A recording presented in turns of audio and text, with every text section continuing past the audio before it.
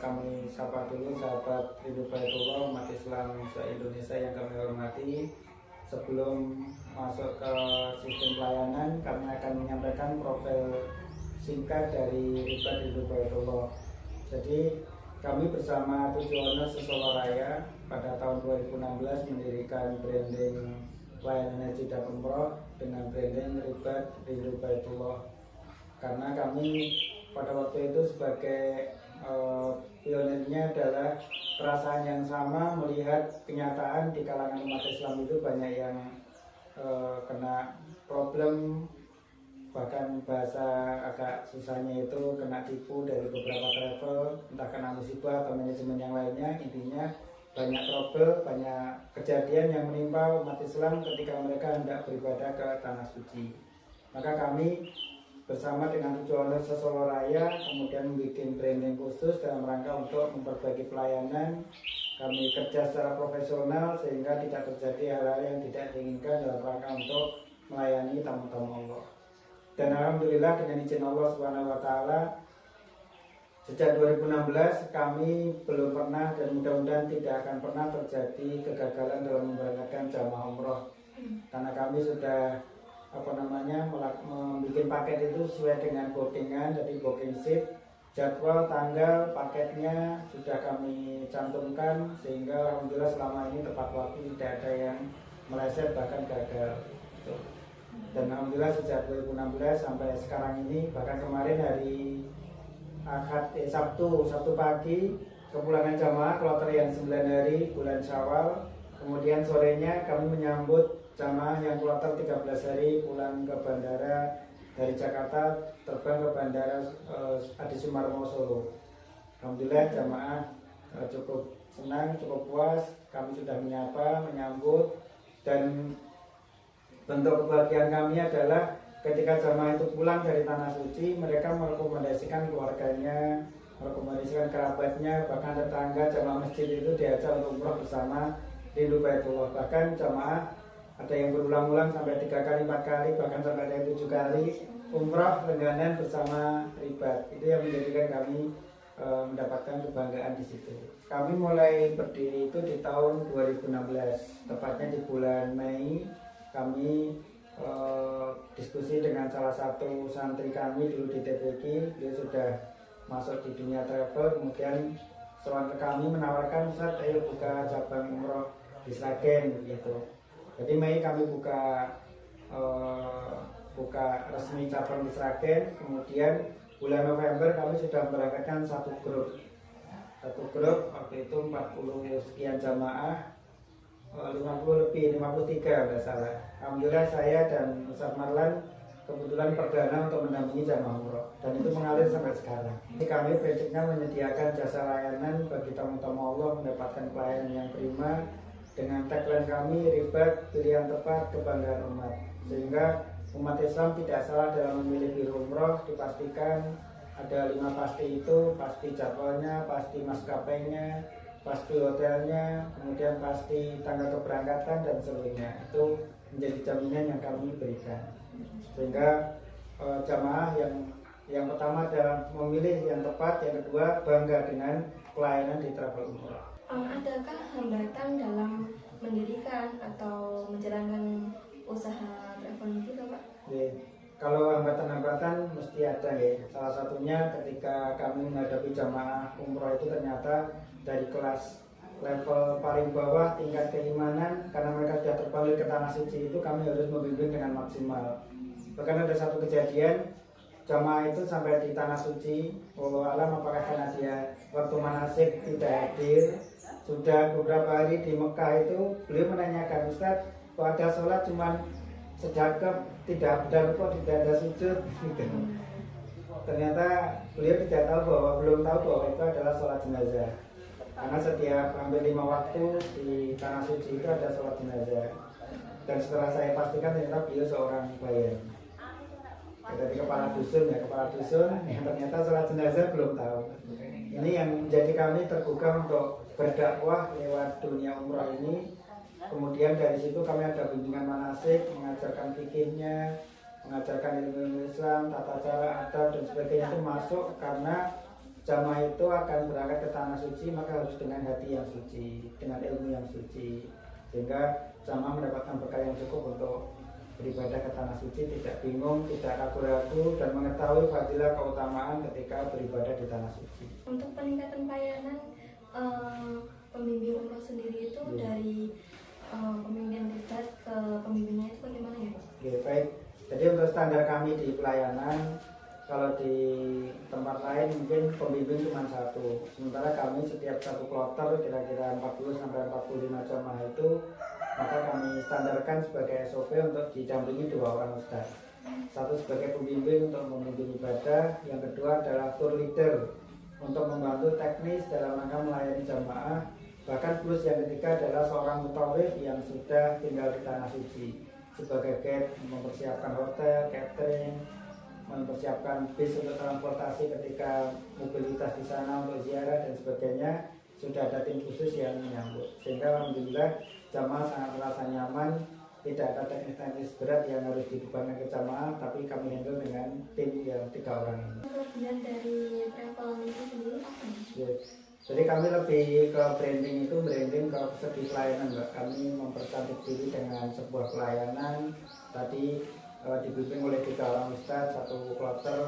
Kemudian kami manasik minimal 3 kali dalam satu keberangkatan. Kemudian kami menyediakan paket yang lengkap tinggal berangkat. Jadi kalau bahasa di tempat lain ada all in, kami bukan all in saja, tapi paket lengkap tinggal berangkat. Jadi jamaah paketnya sekian, sudah termasuk biaya manasik, paspor, vaksin, kemudian pendampingan, itu semua sudah masuk dalam paket biaya tersebut, sehingga jamaah nggak ribet-ribet harus nambah-nambah begitu. Untuk masa kalau mau manasik atau pemberangkat itu apakah ada fasilitas dari ribat sendiri? Ya, jadi paket itu sudah termasuk perlengkapan meliputi koper, tas, seragam, buku panduan, buku doa-doa, kemudian bimbingan manasik. Bahkan kami tidak segan-segan untuk memberikan bantuan untuk mengurus surat-surat ketika jamaah itu kesulitan, mungkin namanya nggak sesuai, tanggalannya nggak sesuai, itu kami yang turun langsung untuk membantu jamaah ke kecamatan, kantor kelurahan, bahkan ke KUA. Itu kami sering beberapa kali mengurus surat nikah. Orang-orang sepuh itu kan biasanya hilang, ada yang dimakan rayap. Kami membantu sampai di KUA meminjam buku besarnya KUA itu untuk mencari data beliau, kemudian dibikinkan duplikat akta nikah sampai seperti itu. Pelayanan sangat bagus kan ya, tapi Ya, sampai segitunya. Kalau untuk kelemahan sendiri mungkin dari proses atau dari evaluasi pembimbing dan jamaah atau jamaah ke pembimbing itu bagaimana? Kalau evaluasi, kami setiap ketemu dengan jamaah mesti minta testimoni dari beliau-beliau ketika awal manasik, kemudian ketika di sana Bapak Ibu kami persilahkan untuk memberikan testimoni, memberikan masukan kepada kami supaya kami lebih bagus dalam memberikan pelayanan. Bahkan kami menyampaikan pembimbing jangan dianggap sebagai ustadz, pembimbing anggaplah sebagai putra-putra panjenengan, sehingga kami siap untuk melayani, apapun akan kami bantu. Jadi nggak usah sungkan, nggak usah pekewo, nggak usah malu-malu ketika minta bantuan ke ustadz. Apapun ditanyakan, apapun dimintakan. Minta diantar ke belanja, bahkan diminta untuk diantar ke memakai alat-alat di kamar mandi, kan segalanya serba modern ya. Itu kami masuk, ibu-ibu silakan seragam dulu, nanti kesulitan apa akan kami berikan masukan. Dan salah satunya ini menjadi SOP kami ketika pertama kali datang di Tanah Suci di hotel itu, kami naruh barang di kamar, langsung keluar door to door menyapa kamar jamaah. Khawatir kalau ada sesuatu yang belum bisa ditangani, kami langsung ambil tindakan pada waktu itu. Dan alhamdulillah jamaah sangat senang sekali. Lalu bagaimana kelengkapan sarana dan prasarana dalam meningkatkan kualitas pelayanan di Biro Ribat sendiri? Oke, alhamdulillah kami kalau ke jamaah terus kami tingkatkan, antara lain perlengkapan yang tidak dibawa itu semua sudah include, sudah masuk dalam paket. Kemudian kami juga melayani bahkan sampai oleh-oleh umroh, paket data internet yang akan dipakai di sana, bahkan tukar real itu kami layani semuanya, sehingga jamaah sangat mudah dalam beribadah ini, tidak ribet lagi. Bahkan colokan listrik itu yang kaki 3 itu kami sediakan. Untuk memberikan apa itu arahan kepada pembimbing ribat sendiri itu apa saja, Pak? Oke, baik. Jadi kami menggandeng para ustadz-ustadz senior, ustadz-ustadz yang punya lahan kajian, sudah punya santri, punya pondok pesantren, otomatis secara kemampuan ilmu agamanya sudah cukup. Kemudian kami dampingi dengan SOP pelayanan yang terbaik untuk jamaah. Bahkan kami menjadi syarat itu ustadz yang membimbing ke sana itu ustadz yang senior. Harus ada satu ustadz senior yang membimbing jamaah. Nggak boleh orang belum pernah umroh walaupun seorang ustadz kemudian jadi pembimbing, kami tidak boleh. Harus pernah haji atau umroh dan sudah mendapatkan pelatihan sebagai tour leader dari kami. Untuk mengembangkan SDM dari pembimbing umroh sendiri itu baik, untuk pengembangan SDM, skill dalam layanan dan sebagainya, kami akan ada kelas-kelas untuk pelatihan tour leader, bahkan standarisasi itu ada workshop, ada pelatihan. Kami akan menyertakan beliau untuk mengikuti atau kami mengundang berbicara. Jadi berkala kami adakan kelas khusus untuk meningkatkan pelayanan dari para pembimbing. Kemarin itu saya lihat ada seminar atau workshop yang dilakukan oleh ribat sendiri itu untuk pembimbing atau untuk jemaahnya saja atau keseluruhan. Jadi kami ada beberapa event. Yang pertama tadi untuk pelatihan para pembimbing, hasil komunikasi. Kemudian yang kedua ada reuni jamaah yang sudah pernah berangkat umroh, kami kumpulkan lagi untuk memberikan motivasi supaya menyebarkan syiar dakwah ini kepada umat Islam yang lain. Kemudian yang ketiga kami ada kajian rutin yang kami siapkan untuk calon jamaah baru maupun jamaah yang sudah pulang supaya ada majelis untuk mereka belajar ilmu. Maka kami sebut majelis rindu Baitullah. Terima kasih banyak telah memberikan beragam macam penjelasan tentang ribat sendiri. Oke, kami mengasuh kepada umat Islam khususnya di Indonesia, biro umroh banyak, travel umroh banyak. Silakan Bapak Ibu lebih detail, lebih hati-hati karena sudah viral di media sosial. Kemarin ada 220 jamaah dari travel tertentu yang gagal berangkat, siswa ada 30-an sekian.